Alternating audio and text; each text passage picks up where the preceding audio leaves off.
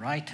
Good morning, everyone. Thank you for being here, and it's truly an honor to welcome you in this moment. And I've been given the Herculean task to break the ice. Thank you, Ashu Pathik. So, not really sure how to do that. I'll start with a short anecdote. It was about 2.5 years back when I was in a room with colleagues from Rice and Houston Methodist, clinicians, engineers, data scientists, innovation leaders. And we were staring at the same problem, but from opposite ends. So when I looked across the table, we had the tech expertise and technology. We were bringing on the table the clinical realities and the operational depth. And we all had an aspiration to make an impact. But what was truly missing was a bridge.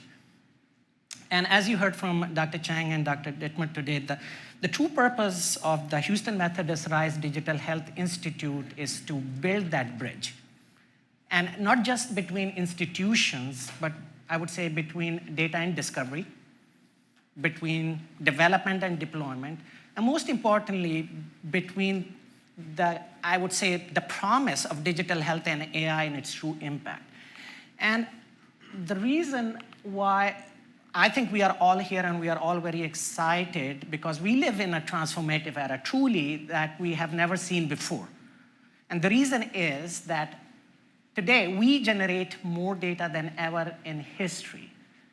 Every EMR click, every lab, every scan, I would say every step tracked by a wearable. And you top that with an ability to generate genomics and proteomics data that used to cost thousands of dollars with mere hundreds of dollars.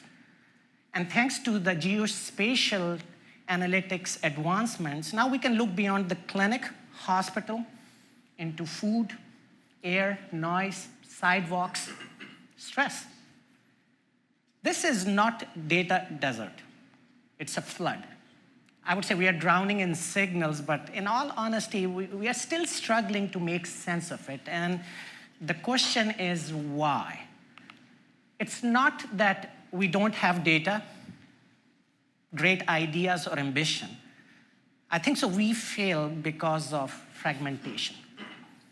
For any innovation cycle, and I would say especially in digital health and AI, the path from data to action is not linear. I would say it's actually quite fragile. And to succeed, we need a diverse sets of experiences, expertise, backgrounds, ecosystems, infrastructure, processes. And hence, what we see all around us, that there is a lack of this connective, robust issue. And because of that, what happens, a lot of the ideas, they just die at the first step. And of course, if you don't fail there, most of them won't get passed through pilot projects. And somehow, if you're lucky to make it through, and I've seen a lot of colleagues going through that, there is always challenges for adoption.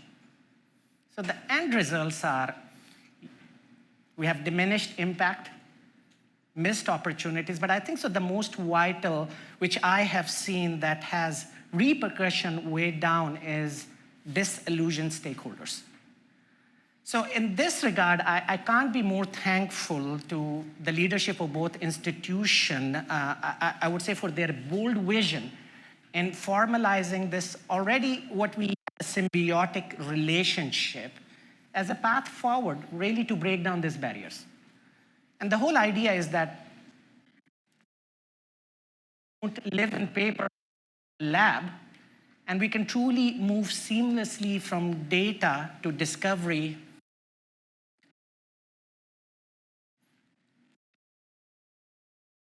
All today, a lot about the Digital Health Institution. I would just say the core mission here is trying to create that infrastructure, capacity, processes, and a training in an environment where we can take all of these ideas moving forward. More importantly, and how are we doing this? As we're doing today, a unifying umbrella.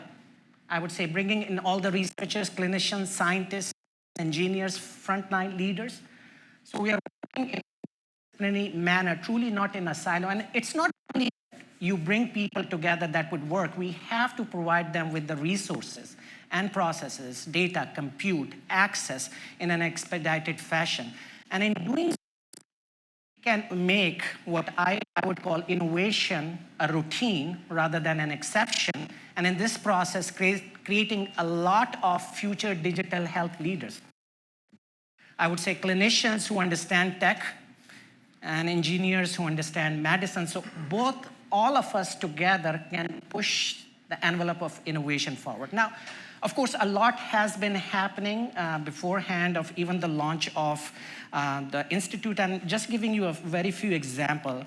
At Houston Methodist, we've been quietly building maybe one of the most advanced data ecosystem in millions of patients, hundreds of millions of, probably billions of curated data endpoints, vitals, labs, medical, unstructured note, imaging reports, all harmonized, all research ready, enriched with actual signals, images, environmental, social inputs, and not locked in a accessed expeditedly, securely, responsibly for the entire DHI community. I would say that, and not only this, there are many niche data assets. For example, 8 years of second-by-second MIC sick bay data from our virtual ICU. This may be one of the most critical, I would say robust critical care data stream that exists, linked not only to interventions, but outcomes. It has already helped reduce the ICU length of stays and help us predict outcomes before deterioration. It's just a start. And now you can say that all of these data infrastructure, these are just the brief examples, form the heartbeat of the digital health structure. And not only that, since our soft launch in December, we have been building more. I would say the foundational computational infrastructure, really streamline the process of getting on board RISE students and faculty that used to take more than 12 months to less than a month. That has resulted in launch of many active projects, almost 20 of them. There is already active fund grants coming in, much more in pipeline. We have initiated partnerships and continue to build. So as you can see, now that the foundation is there, a very robust foundation, the next phase is really about scaling in a rapid manner and expanding that, so that in the next 5 years, I would say what would the success for this institution would mean. I personally think that the success would be that we're not talking about digital health as a separate category or AI as a separate category. This is how we do R&D and discover. This is how we care. I think so the success will also mean us becoming a national model, what an academic health system partnership or a digital health initiative looks like that doesn't publish papers. The goal is improving lives, having an impact beyond that, driving costs down, creating companies, and improving outcomes at a scale. It means we are training hundreds of fellows and launching dozens of solutions. So I would say before I hand over to, and again, Dr. Ashu Sabharwal, who's been a phenomenal push in this vision, I would say in this room and beyond, if you're a clinician, bring us your pain points. If you're a scientist, bring us your ideas. And I see a lot of students, I think so this is your playground. And many people who are from industry together, who are gonna come from philanthropy, and I would say even from the city.